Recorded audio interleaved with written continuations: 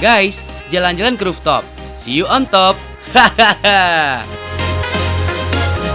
Anyway guys, spot yang disebut rooftop ini emang lagi ngehits ya belakangan ini.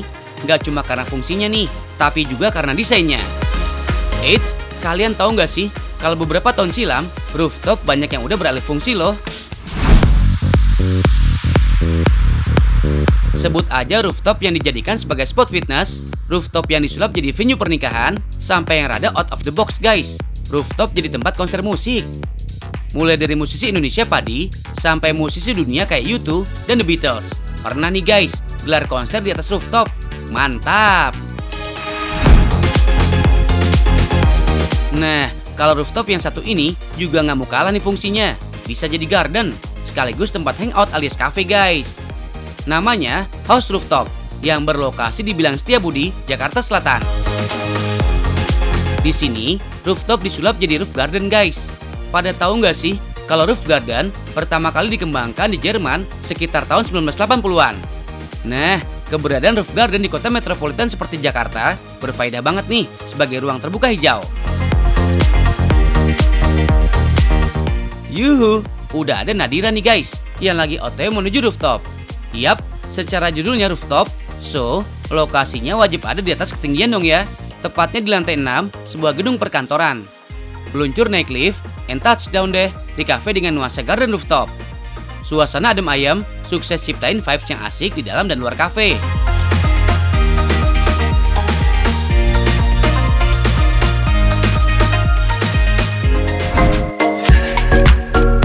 Nah, biar makin asik, dua menu udah siap on progress nih guys.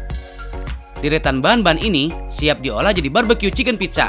So pasti potongan daging ayam dan saus barbecue wajib masuk list resep dong ya. First step, adonan pizzanya bakal digiling dulu nih guys. FYI aja nih, kalau pizza yang lagi dibikin ini autentik pizza khas Italiano. Adonan yang digiling tipis kayak gini nantinya akan menciptakan tekstur yang renyah saat disantap. Next, adonan pizza yang udah ready lanjut diramein sama aneka topping. Mulai dari olesan saus barbecue, taburan keju mozzarella, dan potongan ayam. Terakhir, tambahkan jamur dan bawang bombay. Perfect! Let's move to oven guys.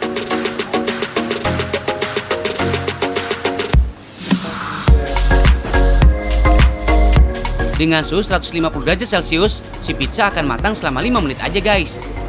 Ulala bamba, barbecue chicken pizza numero uno. Hahaha. By the way, kalian tahu nggak sih kenapa pizza selalu dipotong segitiga? Ternyata, potongan segitiga ini buat memastikan jumlah topping plus rotinya berukuran sama. Main course, udah.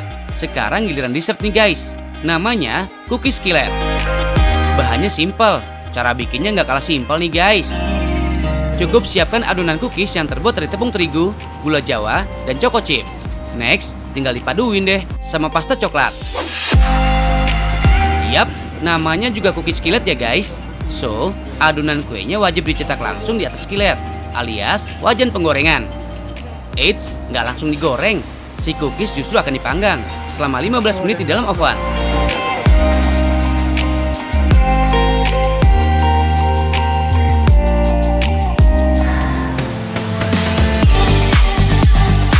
This is it, cookies skillet fresh from the oven.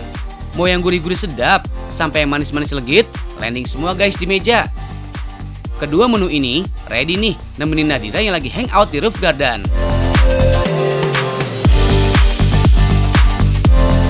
Guys, walau judulnya lagi hangout di cafe, tapi dengan suasana full sama yang ijo-ijo royo-royo kayak gini, fix berasa kayak di rumah deh. Deretan tanaman di sana-sini, sukses nih guys, ciptain suasana yang homey abis. Teduh, adem, dan sedap dipandang mata. Gak heran ya kalau Nadira makin lahap nih guys makannya. Hahaha. Sedap dipandang mata, sedap juga nih guys di lidah. Apalagi sajiannya lengkap kayak gini. Dari main course sampai dessert, bikin Nadira makin betah nih guys nongkrong di sini. Yap, gimana nggak betah ya? Secara suasana dan hidangannya, jos gandos guys. Enjoy the rooftop.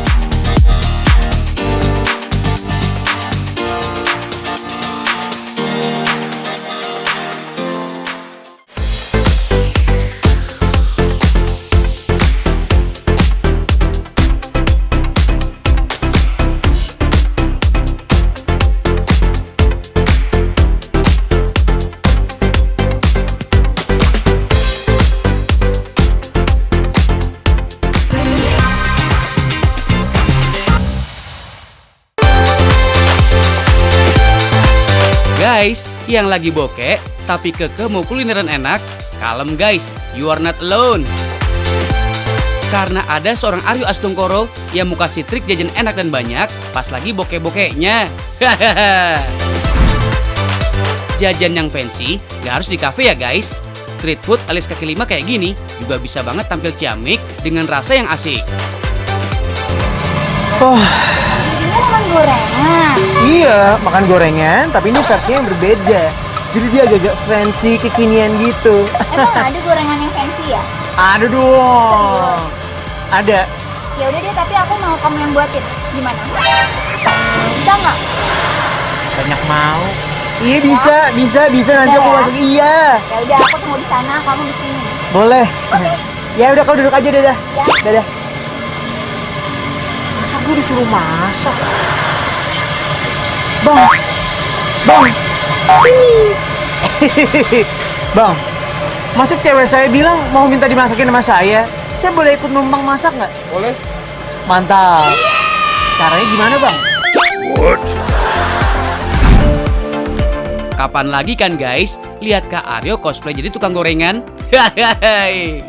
Yap, pada tahu nggak sih kalau gorengan yang lagi dibuat Kak Aryo ini autentik mirip sama gorengan khas Pontianak ya. Campuran daun kucailah yang jadi ciri khas dari gorengan khas Ponti. Ini yang bikin beda adalah karena toppingnya juga nggak kayak gorengan biasa, tapi ini pakai ikan teri cuy. Gimana kagak fancy? Gimana kagak kekinian? Oke, ini ikan teri terus udang rebon. Gila. Ini namanya udang rebon nih. Saudaranya udang Selasa sama udang Kamis. Eits, ada yang spesial nih guys dari adonan bakwannya. Biar crunchy to the max, adonan tepungnya dicampur sama air dingin guys. Nggak pakai lama deh gorengnya, cukup 3 menit aja. Bang, ini siapin ya. Ini dipisahin ya bang. Ini soalnya spesial bang. Dari tangan saya sendiri bang, buat Neng.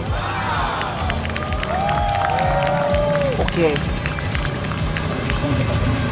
Bagus. Iya, bagus ini. Mantap. Oh denger dong. Lihat sana bang. Bener. Apa? Bagus bang. Bagus. Hasilnya bagus ya. Iya.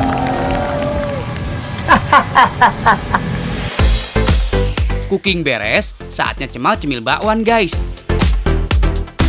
Luar biasa kan? Enak banget kayaknya. Dimakan dulu baru bilang enak.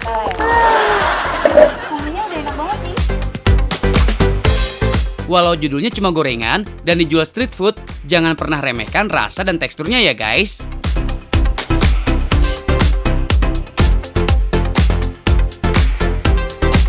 Nih, yang seru lagi adalah kalau misalnya kita lihat, ini kalau dibuka, jadi dia tuh crunchy gitu luarnya, tapi dalamnya dia masih basah jadi lembut banget. Oke, berarti ini smooth inside, crunchy outside. Wow. Soal harga, Wallace guys, masih friendly banget nih di kantong sejuta umat.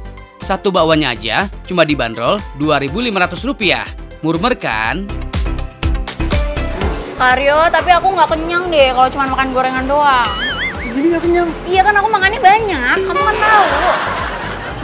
Iya. Gimana kalau kita jajan yang fancy lagi? Iya Ge, kita jajan lagi. Tapi masih jajan gorengan ya. Masih CS-nya bakwan, ini dia guys, tahu garing alias tagar. Yap, bukan lagi tahu biasa, kali ini tahunya punya sejuta rasa guys. Mulai dari filling sampai toppingnya. Nah, yang nggak mainstream sih, so pasti isi sambal mata dan sambal ijo. Biar pedes-pedes sedap gimana gitu.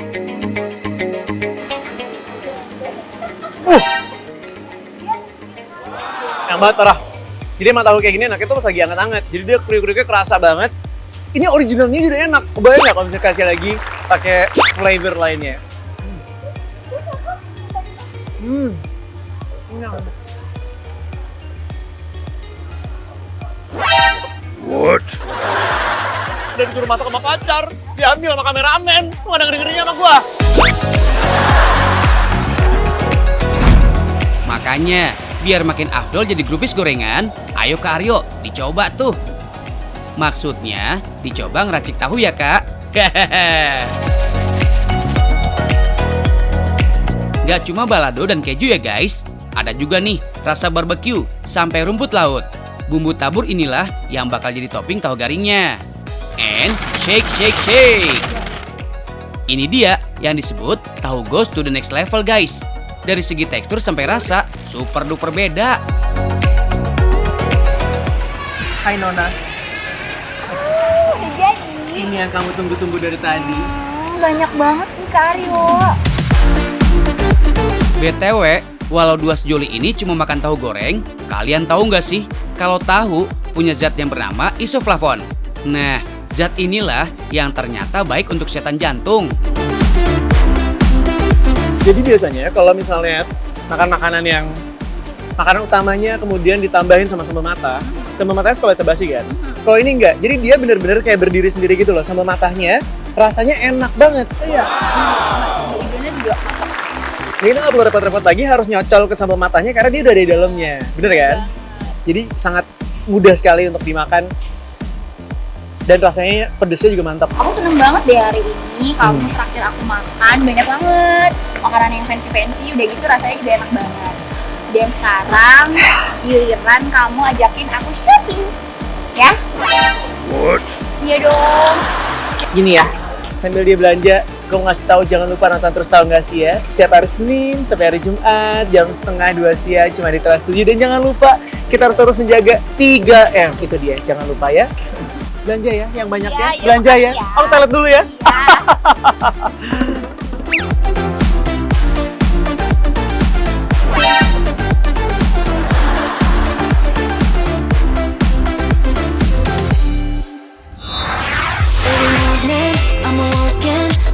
Guys, kalau kalian punya pakaian yang udah bosan digunakan, biasanya diapain sih?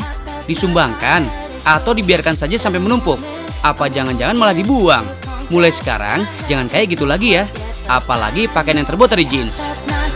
Soalnya jeans itu termasuk dalam barang yang lama dilebur oleh tanah. Tapi kalau kalian kreatif, barang yang udah nggak terpakai ini bisa disulap menjadi barang baru dan pastinya eksklusif. Kayak aneka jaket dan dress ini nih. Keren kan? Hai guys, gue lagi ada di rumahnya Mbak Intan. Sekarang gue mau gantiin jaket denim ini jadi yang luar biasa. Nah, mau tahu siapa kan Mbak Intan itu? Nah, Mbak Intan ini adalah artis daur ulang. Nah, Apapun bisa diperbaiki, Iya. apapun bisa diubah ya. Pesulap. pesulap ya. Nah, Mbak, aku tuh bosen banget nih Mbak sama jaket ini, denim ini.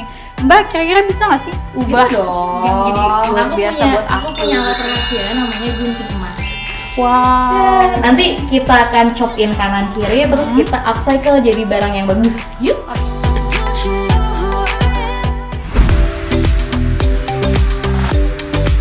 Guys, jadi Mbak Intan ini adalah salah satu founder Style Indonesia, yaitu yayasan yang berupaya memperpanjang usia barang dengan cara mengajak masyarakat untuk memilah dan mendonasikan barang atau pakaian yang udah nggak terpakai.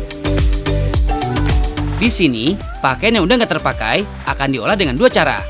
Cara yang kita buat sekarang atau mengubahnya menjadi barang baru. Seperti tote bag, hiasan dinding, atau karpet seperti ini guys.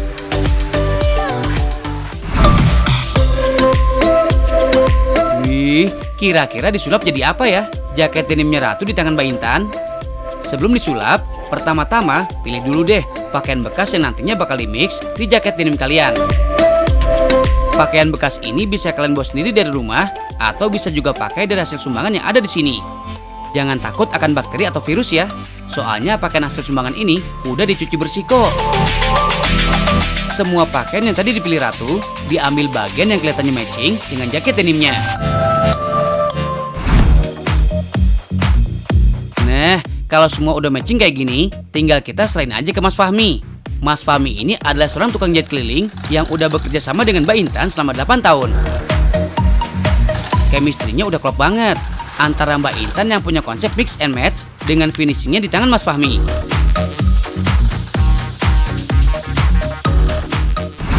Mas Fahmi, udah jadi? Udah, Mbak. Wah, Ya ampun, silahkan. Coba ya. Ya ampun, aku Ya, suka suap ya? banget. Iya, makasih banget ya Mbak Intan. Sama-sama Ratu, semoga suka. Aku Ini suka kenang-kenangan banget. buat Ratu. Iya, aku bawa pulang, pakai bawa pulang, terus. bawa pulang. Aku bawa pulang ya. Iya. Ini hasil Mbak Intan dan aku suka banget hasilnya kayak gini. Ini fit banget loh, tanpa diukur apapun langsung jadi. Gimana guys? Bagus kan hasilnya? Perpaduan jeans dengan polo shirt dan kebaya di bagian bawahnya. Juara banget nggak sih? Karena cuaca di sini lumayan panas, bagian lengan jaket jeans juga diubah dengan model kemeja lengan pendek. Jadi nggak usah takut kegerahan ya.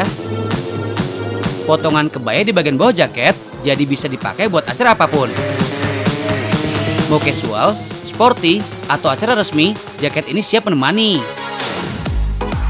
Nah, kalau kalian mau punya barang unik dan eksklusif kayak gini, bisa langsung datang ke rumah Mbak Intan ya guys. Lokasinya ada di wilayah Cipete Utara. Soal harga, gak usah khawatir. Mulai dari 300 sampai 700 ribu rupiah aja.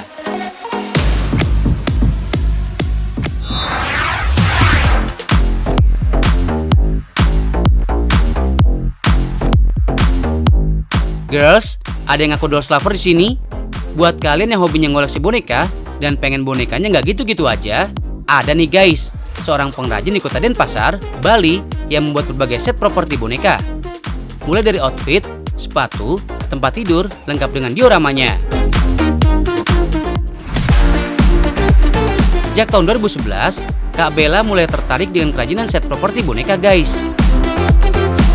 Berawal dari hobinya mengganti baju-baju boneka milik pribadi, timbullah ide untuk membuat berbagai outfit boneka dengan desain tangan sendiri.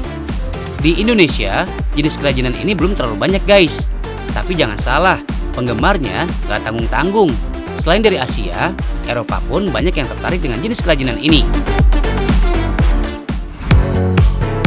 Konsep doll set property bisa memenuhi kebutuhan seperangkat permainan jenis boneka, di mana tugas sang pemilik yaitu melepas dan mengganti properti boneka mulai dari pakaian dan set ruangan sesuai dengan yang diinginkan.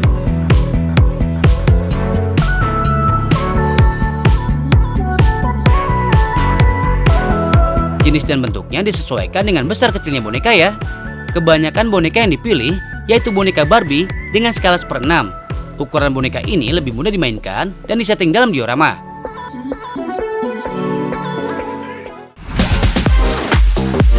Teknik pembuatan set properti pada boneka-boneka ini hampir sama dengan proses pembuatan aslinya. Kayak rok ini guys. Dimulai dari pengguntingan pola, kemudian dilanjutkan dengan menjahit pola menjadi satu rok yang utuh. Mengingat bentuknya yang kecil, dibutuhkan ketelitian yang tinggi. Sementara untuk bahan dasar yang digunakan, kebanyakan jenis kain dengan tekstur yang tipis guys.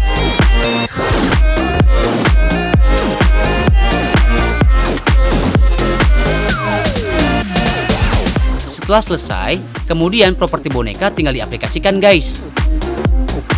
Oh ya guys, doll set properti ternyata memiliki dampak yang baik loh buat anak-anak. Seperti melatih kreativitas.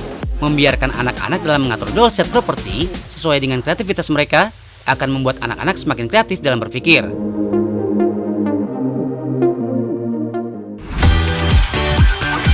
Kemudian, anak-anak akan semakin mudah berinteraksi guys. Bermain dan berinteraksi sendiri dengan benda yang dimainkan merupakan hal yang wajar guys buat anak-anak. Secara tidak langsung, ini akan melatih komunikasi mereka semakin baik lagi nantinya.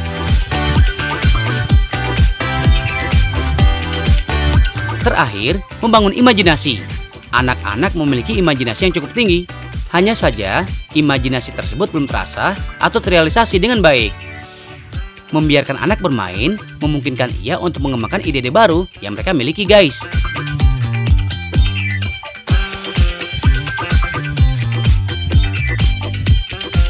Buat kalian yang tertarik, ini custom ya guys.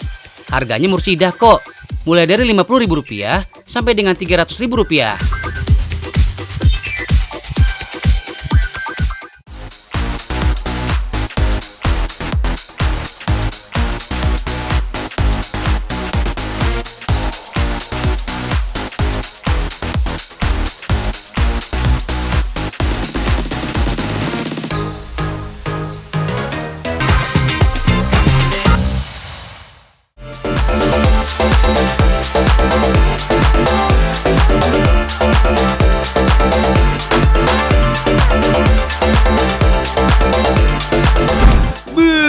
Gila, enak-enak banget ini sih. Hayo, pasti udah tahu kan apa nama kudapan yang satu ini? Yap, pie. Pie kekinian isiannya beragam guys. Dari daging sampai buah. Toppingnya jangan ditanya, unyu-unyu banget deh pokoknya. Kayak kamu.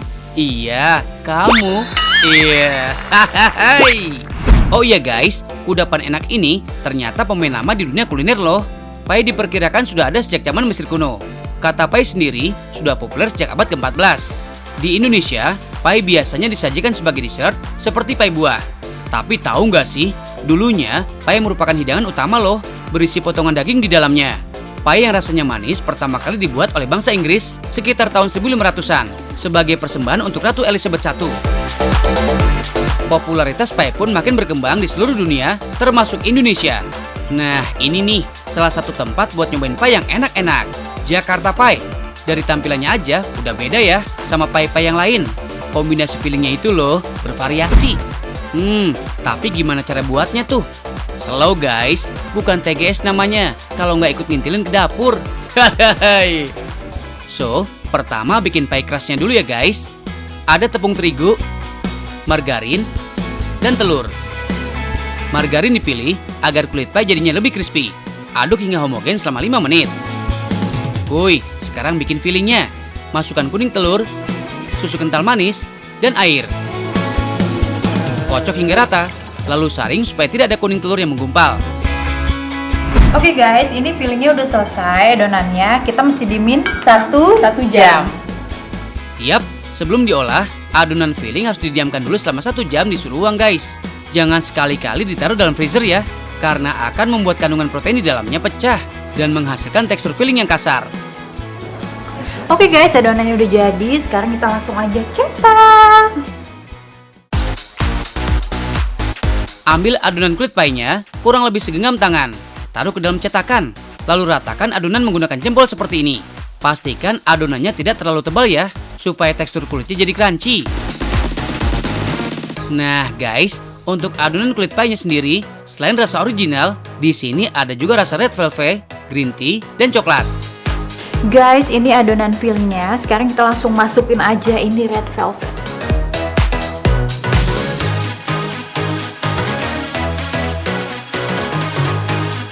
Jangan terlalu penuh saat mengisi, sisakan sedikit untuk toppingnya nanti. Setelah itu, tinggal kita oven deh selama 45 menit, sampai kulit pie-nya matang. Ini dia, kulit pie yang sudah matang. Sekarang tinggal beri topping suka-suka deh. Kalian bisa pakai cream cheese, krim coklat, green tea, potongan coklat, crumble, atau mau di mix juga boleh. Yang penting enak di mata, enak di lidah. Hehehe. Serve pie! Pie-nya udah jadi guys. Gimana? Unik kan? Tampilannya juga cantik banget tuh. Perpaduan aneka toppingnya emang ciamik. Nggak cuma cocok dijadiin dessert, tapi ini sih bisa juga dijadiin sebagai birthday gift. Rasanya nggak lengkap nih kalau kita cuma bahas tampilannya tanpa nyobain rasanya. Oke kalau gitu, yuk guys, let's eat. Oke guys, sekarang pie-nya udah selesai. Kalian bisa lihat, lucu banget dan ini wanginya. Aduh, sumpah aku udah gak sabar banget buat coba si red velvet ini. Aku coba ya. Red velvetnya creamy abis guys. Perpaduan rasa manis dan gurihnya pas. Apalagi ditambah dengan kulit pie yang crunchy. Duh, bikin memogi deh, alias mau-mau lagi. Sekarang kita coba yang rasa coklat ya. Duh, ini sih enak pakai banget. Meskipun dominan coklat, tapi rasa manisnya pas kok. Nggak bikin enak gitu. Apalagi ditambah dengan wafer stick coklat kayak gini. Dijamin, anak-anak ataupun orang dewasa pasti suka pie coklat ini. Oh iya guys, meskipun kita nggak boleh terlalu banyak mengkonsumsi yang manis-manis, tapi kalau dikonsumsi secara pas, ternyata makanan manis juga dapat memberikan manfaat yang baik loh buat tubuh kita. Selain itu, mengkonsumsi makanan manis dipercaya dapat memperbaiki mood loh. Makanan manis membuat otak melepaskan hormon serotonin yang bikin suasana hati jadi happy terus.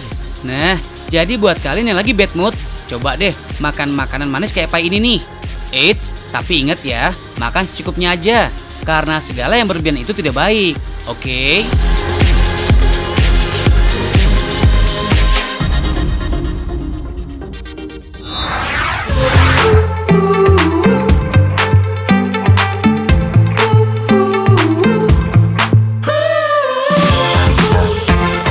Yang hobi nonton drama Korea pasti suka lihat makanan ini deh. Coba inget-inget, bener kan? Pasti pernah lihat pas adegan apa gitu. Yes, ini namanya corn dog guys. Tapi kalian tahu nggak sih, corn dog aslinya bukan dari Korea loh guys. Cemilan berbahan campuran tepung dengan filling ini aslinya dari Amerika. Pertama muncul di sebuah festival di Minnesota pada tahun 1927 silam. Di Korea, corn dog jadi street food yang juga digemari dengan isian sosis atau keju mozzarella. Nah, ini nih, corn dog Korea yang kerap nongol di drama Korea. Makanya nggak heran, banyak yang mikir kalau corn dog asalnya dari Korea.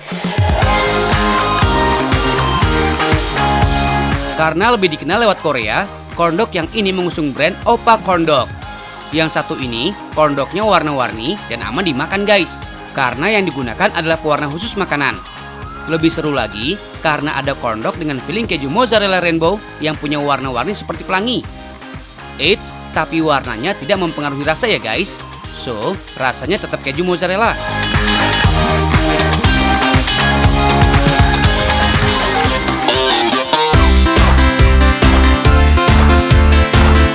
Ini nih guys bahan-bahannya. Ada adonan serta keju mozzarella. Selain yang warna-warni kayak rainbow, ada juga yang berwarna solid. Guys, kalian tahu nggak sih, nama keju mozzarella berasal dari bahasa Italia, yaitu mazzare yang artinya dipotong. Selain itu, ada juga tepung roti atau tepung panir. Nih, bocoran cara bikinnya guys. Keju yang udah dipotong dan ditusuk, dililit dengan adonan, sampai benar-benar menutup kejunya. Sambil dipastikan bentuknya rata, adonan dipijit-pijit. Setelah itu, semua permukaan dilapisi oleh tepung roti agar memberikan efek renyah pada lapisan luarnya. Kalau semua bagian udah terlapisi tepung panir, lanjut digoreng di minyak yang panas. Minyaknya yang banyak guys, alias deep fry, supaya corn dognya matang merata. Gorengnya juga sampai golden atau berubah warna keemasan. Kalau udah, angkat dan tiriskan sejenak. Setelah itu, tinggal lapisi corn dog dengan pasta warna-warni varian rasa. Ada rasa strawberry, blueberry, dan taro. Kemudian lumerkan semua bagian corn dognya. Guys, ada belasan varian corn dog di sini. Ada yang asin, ada corn dog udang, corn dog kentang, corn dog mie, sampai corn dog sosis. Sedangkan yang manis ada rasa strawberry, blueberry, taro, banana, dan coklat. Selain tersebar di Jabodetabek, corn dog yang dimulai tahun 2018 ini juga ada di Surabaya dan Bandung. Setiap bulannya bisa menghabiskan lebih dari 2000 kg adonan corn dog. Harga satu buah corn dog mulai dari Rp15.000 aja guys. Oh iya, kalian tahu nggak sih? Setiap tanggal 19 Maret diperingati sebagai Hari Corn Dog Nasional di beberapa negara bagian di Amerika Serikat. Memorial makanan seperti ini kerap dilakukan untuk memperingati betapa pentingnya konsumsi suatu makanan. Terus, ada peringatan hari apa lagi ya yang berhubungan sama kuliner? Nih guys, Hari Susu Sedunia ditetapkan setiap tanggal 1 Juni oleh Organisasi Pangan dan Pertanian PBB. Di Indonesia juga ada guys. Misalnya tanggal 20 Mei yang diperingati sebagai Hari Jamu Nasional sejak tahun 2008. Namun tetap ya guys, konsumsi apapun harus secukupnya. Karena yang berlebihan itu nggak baik ya guys. Hahaha.